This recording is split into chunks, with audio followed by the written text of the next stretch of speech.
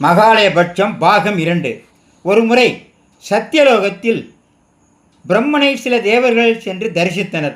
அப்போது அவர்களிடம், நீங்கள் என்னை பூஜை செய்யுங்கள் என்றார் பிரம்மன். ஆனால் அந்த வார்த்தையை சரியாக புரிந்து கொள்ளாத தேவர்கள் தங்களை தாங்களே பூஜித்து கொண்டார்கள்.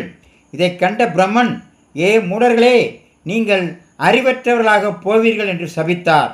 தங்கள் தவறை உணர்ந்து வருந்திய தேவர்கள் சாப விமோசனம் கேட்டனர்.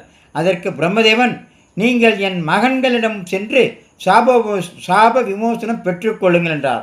தேவர்களும் பிரம்மபுத்திரர்களிடம் சென்று வணங்க அவர்கள் தேவர்களை பார்த்து புத்திரர்களே என அழைத்தனர்.